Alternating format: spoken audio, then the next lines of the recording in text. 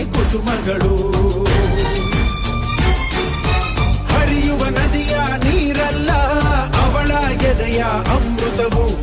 ಧುಮುಕುವ ಜೋಗದ ಸಿರಿಯಲ್ಲಿ ತುಂಬಿದ ನಗೆಯ ನರ್ತನವು.